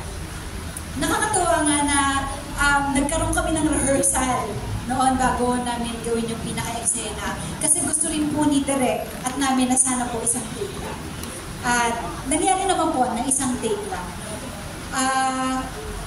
Medyo mahaba po yung eksena, wala pong kinat. Meron po doon na nangyari na talagang halos subad po ako, di ba po? At tinanong po nila ako, Sanya, ready ka ba dito? Okay ka lang ba dito? Ang nasa isip ko po nun, teleserye po ito, pwede po ba yun? Pero, kagandahan din po, iningatan din po ako. Siyempre po, nakasecure po talaga lahat. May nangyari po talaga halos wala na akong damit pero naka-cover naman po siya. At halos pinalabas din po yung ibang mga hindi naman po talaga kailangan sa set noong time na yun. At willing po. Sabi ko, hindi ko to gagawin dahil artista lang ako. Gagawin ko to para sa mga kababaihan na talagang inabuso noong panahon po ng hapon. Sila lang po talaga nasa isip ko noon. Wala na nga po akong pakialam noon that time kung hubaran ako. Kasi alam ko po na iingatan ako ni Direk. Si Dennis, Lalo na po si Kuya Dennis na tinatanong niya ako, okay ka lang? Kasi may mga eksena po talaga na talagang kinabukasan po, puro pasana ako. Sabi ko sa kanya talaga, huwag ka mag-alinlangan na gawin kung ano yung kailangan sa eksena natin. Kung kinakailangan na medyo itutuo mo para mas maramdaman natin pareho, gawin mo. Sabi mo ganun. Tapos feeling siya, hindi nga po nag-rehearse pa kami. In fact, siya pa yung nagtanong sa akin, pwede ba tayo mag-rehearse para doon sa eksena? And nakakatuwa bilang siya po ay si Mr. Dennis Rio. Talagang hinahanga. Napakahusay po talaga niya. At ayun po, nangyari naman po yung hinahanap ni Direk, wala pong kinat. Nung nga pong pinalabas ay talagang nakita po natin na talagang ingat na ingat pa sila. At sana po ito pong eksena na to ay mapanood po natin lahat dahil talagang po pinaghandaan po talaga natin yun. Masakit siya na eksena pero sana po ay tumama sa ating mga puso at isipan. Yung ganitong nangyari sa kanila ay sana po ay hindi natin maranasan ulit. Salamat po. Thank you very much. May tanong from Asahi Shimbun, one of the largest papers. May tanong siya. May tanong siya na related sa tanong ni Natalie ng Philippine Star. Microphone. May lunch tayo after this, ha? May lunch tayo for everyone. Hello. Ayan. Magandang tanghali po. Again, from Daily Manila Shimbun po. Kay Ma'am Tessie, na-mention niyo po kasi kanina, yung tungkol po dun sa Comfort Women's Statue. Actually, talagang simula pa nung umpisa, sinusubaybayan na po namin yan. Napakahalaga po ng issue na yan para sa Manila Tribune. Ma'am, sabi niyo kanina, soon, magkakaroon tayo ng panibagong statue. Baka po pwede niyo siya sa amin i-share kung kailan yung posibilidad within the year, pwede po ba? Tapos kung paano natin pinaplano na ma-secure ito, maproteksyonan na hindi na ulit mangyari yung nangyari before. May abot din sa part 2 ng tanong niya, pareho. Sabi niya, Ms. Natalie Tomada, Philippine Star editor and columnist, sabi niya, wala na talaga pag natirang comfort with historical statue, historical marker or statue commemorating the comfort women history. Ms. Natalie Tomada of Philippine Star. Wala na, no? Kahit na yung nag-iisa na kapareho nung sa Korea, supported by the Koreans na nandun sa Laguna, pinatanggal din. Private yun, it's a private property. Place, a private property, tinanggal nila. Imagine, Baclaran Church, di ba? Church yan. Binigyan, ang ganda na. If you're in Baclaran, pumunta kayo sa mural on the Peace Mural, andoon pa ang ganda-ganda ng pedestal, with a marker nandoon, pero walang statue. Siyempre, kasi nawala nga, no? We were thinking of raising funds to make, siguro muna, smaller ones, na ikakalat natin sa mga schools. Every time, meron lang tayong forum, ano? Natigil lang yan because of the pandemic. Kasi 2019, namin i-reinstall sana yung statue sa Baclaran. Tapos nawala. Hanggang ngayon, we wanted to file a case against the sculptor na nagwala nung na talagang pinanakaw niya. Impossible na itutan na ganyan mawala overnight sa kanyang studio, no? Papupuntahin namin yung forklift and yung sasakyan para kunin na ilalagay sa Baclaran. Sinabi niya, biglang nawala daw nung gabi. Nung nag-isip daw siya sa umaga, nawala na. Wala siyang police report, wala siyang barangay report. Anyway, part yan ng government pressure. No? He himself is also a victim. Pero gusto namin panagutan niya. No? We're calling the National Historical Commission. Itigil ninyo pagbibigay ng mga komisyon sa sculptor na yan. No? Kasi nahahalata namin na because of favors that you are giving, niwala niya yung statwa.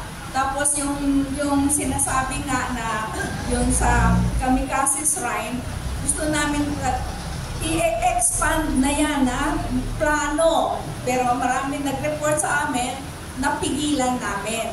And then the last is the Bahay na Pula. Yung nangyari doon sa rape sa Malaya Lola. No? Yung Bahay na Pula, i-tear down na lahat sila Malaya Lolas and the Center Law, napigilan din nila yan, no? Demolish doon sa Mapanigi, sa Mapalacat, Pampanga, no? Property daw nila Ilusorio yan. Pero wala na, parang ulit na ng gobyerno or what, i-demolish sana. Maraming kwento na ibibigay daw kung saan, pero hopefully nandiyan pa, no? Kasi we were able to stop it, hindi namin alam, hindi pa namin nabibisita ulit kung nandiyan pa, no? Pero marami, doon sa Bilibid prison sa Muntinlupa, meron shrine ng mga Japanese doon sa mga Japanese soldiers nila, no? Kaya tayo nakakahiya na papayagan natin sila, tapos tayo naman tatanggalin natin yung nag-iisa lang. That is the one and only. Hopefully, moving forward, maka-raise kami ng enough funds to build another statue. And this time, talagang pressure na talaga. We will ask both Congress and Senate to endorse the Sedor resolution. Kasama dyan ang provision na pwede kang magawa, kailangan mong gumawa ng shrine and memorial, mga memorials for the comfort women. Thank you. Thank you, Ms. Tessie Ansi. May tanong ka. Follow up lang po. Last 1 or 2 questions, yes. Just a follow up. Yes. To rephrase her question, Ma'am's question, Yes. and the sense of urgency na sinasabi ng mga other speakers natin, to Ms. Ortega and Ms. Lopez, Yes. You yourselves are influencers. So, would you ask or would encourage the President Marcos to issue an executive order or any similar directive, as well as the Department of Education to include in the curriculum this issue of comfort women? And also, would you also urge our Congress not to sit on those at least 2 bills pending in Congress related to the comfort women na bilisan na nila, ipasa na nila yung mga batas na yan? Magandang question ha, kasi ilan na lang buhay. That's the role of the NGO. Siguro, Yung executive order mo na ni Marcos, di ba? Inisyo na niya yun. To form an interagency task force. Wala lang action. Nothing happened. May draft na naman. ano naman, siguro sa Larina, I think role yun ng NGOs with the support of our But stars. being the influencers themselves, would they encourage, especially our lawmakers and also the Department of Education? Yeah.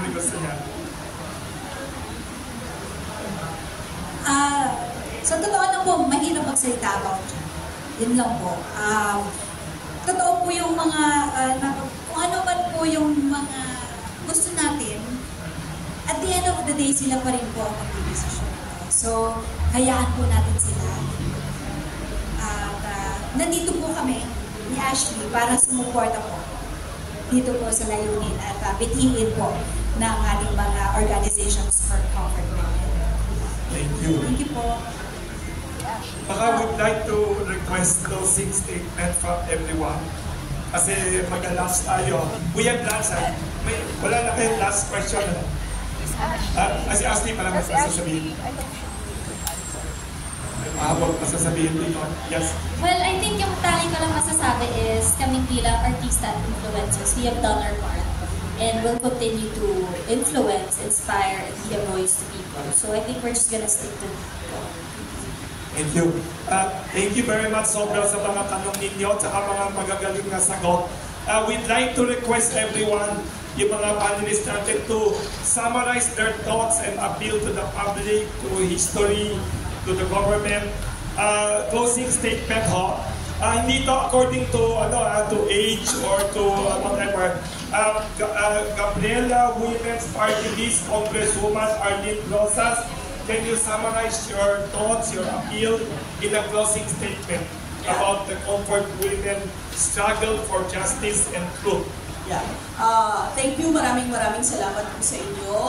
Kami po sa Gabriela Women's Party, ina-ensure namin sa loob at sa labas ng Kongreso, ipaglaban ang dangal, dignidad ng ating mga kababaihan at bata.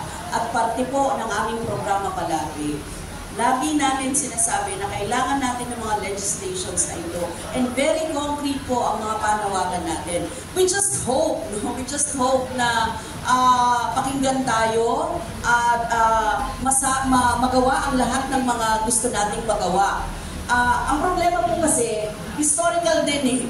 During the Duterte administration, doon nawala yung statue. So nananawagan ka ng hustisya, hindi naman maibigay kahit ang human rights, no? Simpleng human rights sa atin. Second, here comes Marcos, nagsabi na merong ganitong mechanism, gawa ng interagency, but then after, anong konkreto? Wala pa rin. So, issue pa rin talaga natin ang usapin ng human rights. So, yan kailangan po talaga yung mga women human rights defenders natin, palakasin natin. Yung siguro yung mensahe, lahat tayo ay magtulong-tulong. Sabi ko nga, na kailangan natin magkaroon ng malakas na movement to push really the government to take actions on these issues. Kasi hindi ito maliit na bagay. Ito ay dangal ng bayan natin. Ito ay karapatang pantao ang usapin. So, yun po, yun siguro yung closing statement namin. We will still push for this legislation. Pero ang mahalaga po ay ang movement natin katulad ng Flowers for Lola's campaign. And we are really very thankful sa dalawa nating naging guest na mga artista sa ating kasi sila talaga ang sila talaga ang makakapagbigay ng through their influence, through their statements, through their what they're doing right now. Talagang ito po ay historical at patatandaan ng mga bata at kabataan sa mga susunod pang panahon. Maraming salamat po. Thank you, Congresswoman Arlene Brosas. Next to speak for closing statement, Ms. Teresita Ansi from the Flowers for Lola's Coalition. Maganda itong forum na ito. Lahat kayo, sumali kayo sa Flowers for Lola's, like a million flowers. Let our voices be heard. Si Sanya at si Ashley, napaka-powerful na mga voices. Binigyan nila ng voices, binigyan nila ng mukha ang issue ng comfort women. Kaya nag-umpisa sa amin, pumalat kami sa mga Metro Manila hanggang sa mga probinsya. Sana lalo pang kumalat ito na i-implement nila yung CEDAW resolution na pangalagaan ang kapakanan ng mga natitirang comfort women. Kahit man lang bigyan nila ng sustento monthly care packages from DSWD. Bigyan ninyo ng kahit di pa nga bigyan lang ninyo na we care, we are concerned, we care. Bigyan sila ng medical care nila and everything else na sinabi kanina ni Congressman Arlene. Kung kailangan ipasa ng Kongreso at Senado na i-implement yung CEDAW resolution, yun ang tutukan natin with the media's help. Huwag nating kalimutan. Number 1, no to war. Number 2, government mechanism to recognize the comfort women. And number 3, let us all help return the one and only statue symbolizing the experiences of our comfort women. Maraming salamat. Thank you very much, Ms. Teresita Ansi, for her statement. Next, Ms. Sharon Cabusaw Silva, Director ng Lila Pilipina. Thank you, Wilson. Siguro ganito, linawin ko lang, all is not lost. Mawala man lahat ng mga lola natin, documented at saka documented yung kanilang mga storya. Yung mga documents na yan, hindi lang nasa atin, nasa United Nations, nasa iba't ibang mga international bodies. In fact, even our own government, yung Philippine government, may records din yung kanilang mga testimonies. Kami sa Lila Pilipina, meron din kaming sariling records nung lahat ng mga na-document namin ng mga lola. At in fact, meron pa tayong mado-document ng mga lola, hintay-hintay lang tayo. So, tutuloy natin ang laban. Mawala man lahat ng mga lola, tuloy lang yan, meron tayong mga tututunan. Pangalawa, siguro parang ko lang din, ano ngayon yung konkretong panawagan natin sa mga kabataan? Maraming dapat din ang mga kabataan natin, bukod sa pag-aaral o aralin natin yung kasaysayan, natuto na rin tayong mahalin muli ang ating bayan. Essentially, yung question ng comfort women kasi was a question of colonial war. Isang gera ng pananakop na isinagawa ng Japan noong panahon ng World War II. Dapat matuto rin manindigan yung ating mga kabataan, lalo na ang ating mga kabataang kababaihan. Hindi na dapat mangyari ang mga gera ng pananakop dito man sa Pilipinas o sa ibang bansa man. At kaugnay niyan, marami silang pwedeng gawin. In fact, sa ngayon, maraming kabataan, I think as a result of the show, yung pulang araw, nagre-research sila, gumagawa sila ng thesis nila tungkol sa comfort women. Tapos, I think, panahon na rin para magtayo ng isang organisasyon ng mga kabataan na tumututol sa gera ng pananakop. Kami sa Lila Pilipina Youth for Peace, yan yung isang sinisikap namin para tayo at upang yan ang magpapatuloy ng laban na isinimulan ng ating mga lola at siya rin magiging in the future, no, sandata natin kung sakali man mangyari yung tinatawag na yan na gera ng pananakop. Pero sa ngayon, gustong pasalamatan ng Lila Pilipina ang buong cast and crew, yung creative side ng Ulang Araw, sapagkat lingid sa inyong kaalaman, tumulong na rin sila, no, sa ating mga lola. Di ko na lang babanggitin ang mga pangalan, pero siguro, ano lang natin, i-offer namin yung isang maliit na alaala para sa kanila, full-hearted na pasasalamat ng ating mga lola na tinutulungan, tsaka patuloy na tinutulungan para sa kaalaman ng lahat kasi, yung isang kilala nating lola natin, si Lola Estilita, kasalukuyang nakakaranas ng mga serious medical conditions, no? Pero kahit na ganun pa man, kahit na hirap siyang magsalita at tumayo, patuloy pa rin siyang lumalaban. No? At patuloy pa rin natin siyang nakakausap at nagpupumilit na gumaling para patuloy pa rin makasama dito sa ating laban. So, aabot ko muna siguro itong part ng pasasalamat sa ating thank you, Carl. Thank you, Carl, ng mga Comfort Women NGO, Lila Pilipina, para sa dalawang magaling na artista. Yes. Yes. And thank you ang mga NGO ng Lila Pilipina and others sa napakagaling na dalawang artista at saka lahat ng creative people behind GMA 7. Kami naman.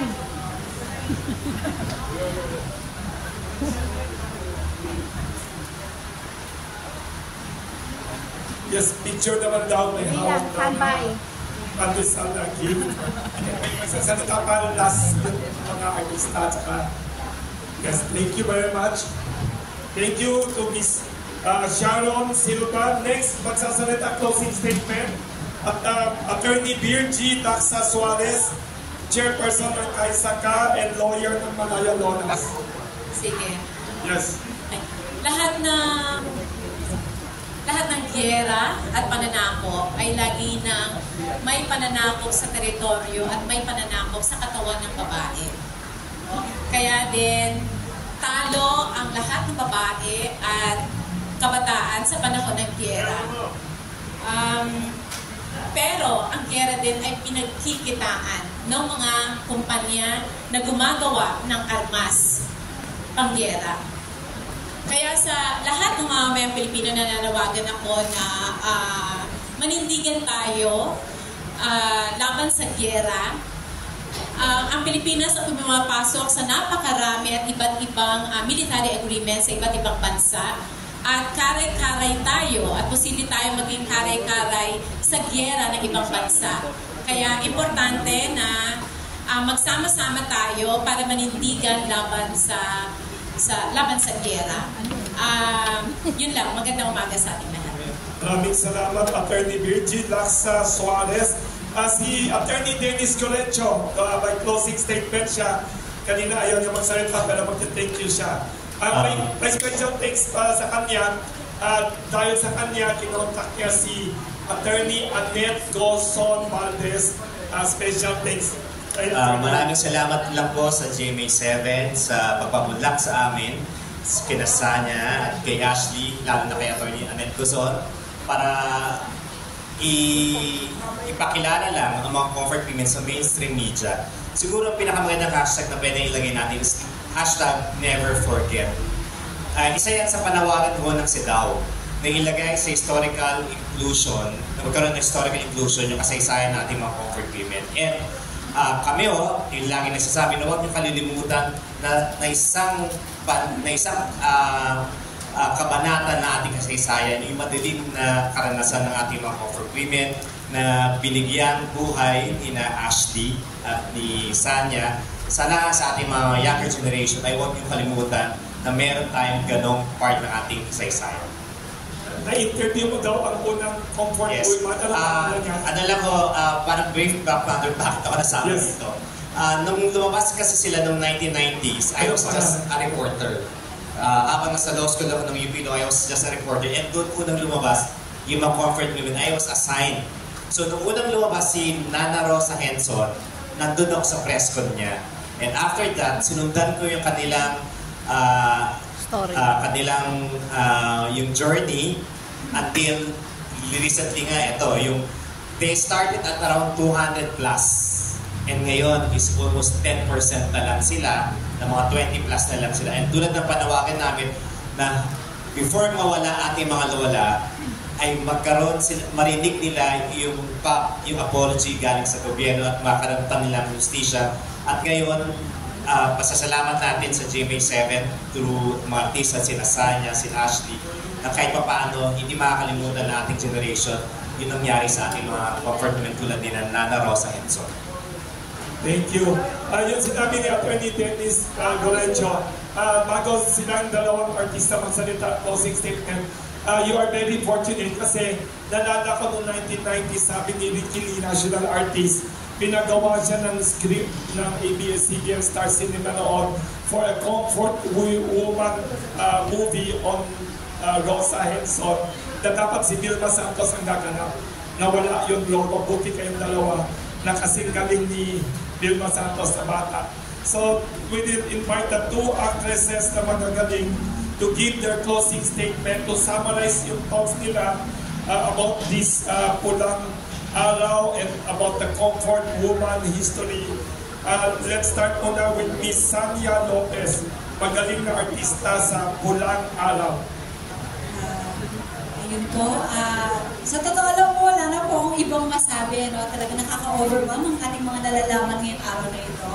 Pero sa ating po mga kaibigan na press at taga-media, maraming salamat po sa oras ninyo talaga. At yun nga po, masama man ang panahon, pero mag-ingat po tayo sa ating pag-uwi. At siguro po masasabi ko na lang na nandito po kami para bigyan po buhay ang mga karakter namin bilang si Teresita at bilang si Sister Manuela po dito sa Pulang Araw. At sana po ay itong Pulang Araw ang maging eye-opener para sa ating lahat at mas maging aware po ang ating mga kabataan, ang mga kababaihan at ang mga buong sambayanan, ang mga kababaihan, ang mga kababayan natin dito po sa totoong nangyari sa atin noong World War II. At sana nga po matupad po na mailagay po yan sa kung ano bang movies. Sabi nila, may nagsasuggest sa mga media, mag-isabi daw sa GMA7 yung ginawa ninyong dalawang role, pwede isang separate movie yan, na hindi lang pang Pilipinas, pang international yan. Yung team, tsaka acting ninyo. Naku, sana nga po ay mabigyan tayo ng pagkakataon na magawa rin po natin ito at magkaroon po tayo ng pagkakataon para dyan. Yun po, maraming salamat po ulit, siyempre po sa GMA, na nagkaroon po tayo ng ganitong klaseng historical drama na talagang maaari na natin mapanood, maramdaman, at makita visual. Yan po, na more than po sa ating mga nababasa lamang. So maraming salamat po ulit. At ayun po, nandito po ulit kami ni Ashley para po sumuporta po sa ating mga conference. God bless you po. Thank you, Ms. Sanya Lopez. Last but not the least, a very talented actress, Ms. Ashley Ortega, to give her closing statement. Congratulations sa inyong dalawa again sa Pulang Araw. Ayan, maraming salamat po ulit sa inyong oras. And thank you so much for inviting us to this kind of campaign, Flowers for Lolas. At syempre, isa rin po talagang parangalan na talagang maging voice para sa ating mga comfort women. And ang Pulang Araw po, sana po patuloy po natin supportahan, panoorin para mas madagdagan tayo ng knowledge about World War II. And yes po, bilang isang artista, isang influencer, I will continue to spread awareness and to be a voice to comfort women. At syempre, pinagdadasal ko rin po na sana mabigyan ng hustisya ng ating mga comfort women. Salamat po and have a good day. Ingat po kayo dahil masama pong panahon and alam kong gutom na rin po kayo. I think we're all gonna have lunch now. Thank you. Thank you to everyone. we have a final tradition dito sa Pandesal Forum. Kailangan tayo may pictures sa may regalong pandesal sa lahat ng speakers, panelists, and the stars. And we'd like